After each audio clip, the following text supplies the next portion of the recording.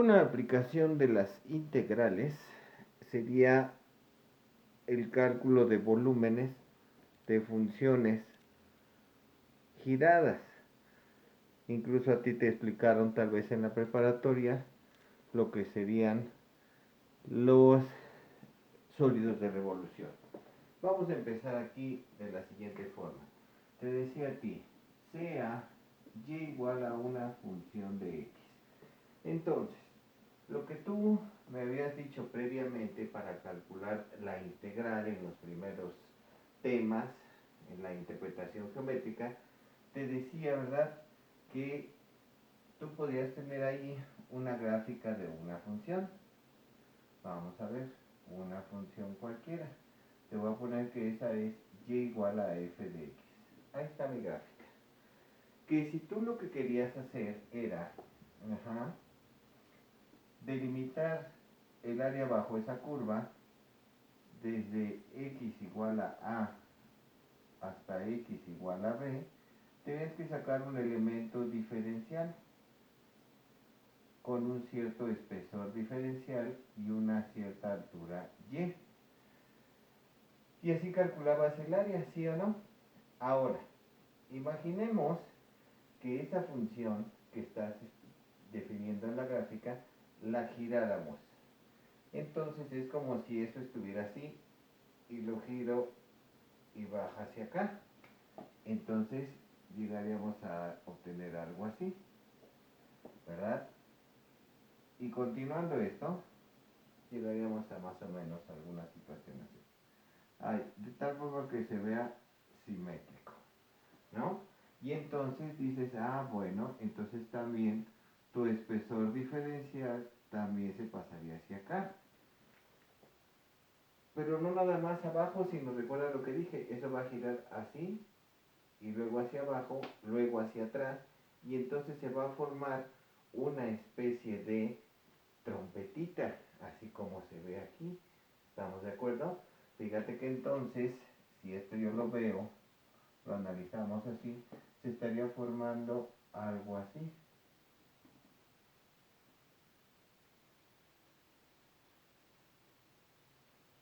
Donde técnicamente aquí estaría efectivamente el centro. Este que estoy punteando sería el eje de las X. El eje de las X. Y aquí en medio estaría el elemento girado. Pero ese elemento girado diferencial también se formaría así. Quiere decir que entonces lo que antes era una barrita giró alrededor y se formó esta situación. Te la voy a ampliar aquí para que veas esa situación, que en realidad iba a ser una circunferencia, donde la circunferencia va a tener su centro sobre el eje de las X.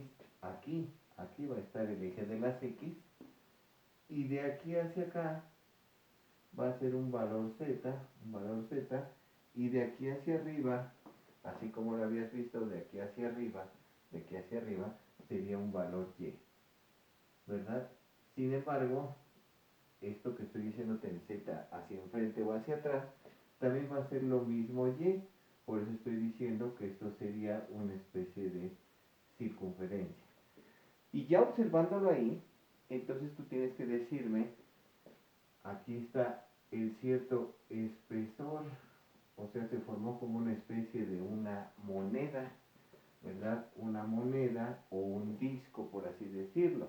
Donde, si esto es una circunferencia, ya que recorre lo mismo hacia acá que hacia arriba, que hacia enfrente, que hacia el otro lado, o sea, recorre lo mismo hacia arriba, hacia abajo, hacia enfrente y hacia atrás para formar esa circunferencia, entonces, ¿cómo calcularíamos todo el volumen de esa figura?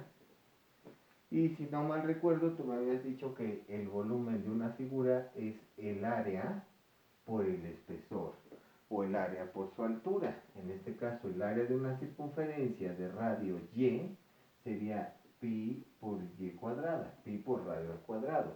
Y el espesor, este espesor que está aquí, ese espesor seguía siendo el mismo espesor diferencial de x. Entonces, el volumen en su diferencial vendría a ser pi por radio al cuadrado por altura o profundidad, que en este caso es dx. Y entonces ya podríamos integrar aquella parte que me dice la integral de db será igual a la integral de pi y cuadrada diferencial de x. La b para todo el volumen, y en este caso dice, como estoy hablando del eje de las x, esto voy a hacer lo mismo en la integral, sacando la constante pi de y, pero y ¿quién es? Y es una función de x y debe estar elevada al cuadrado diferencial de x.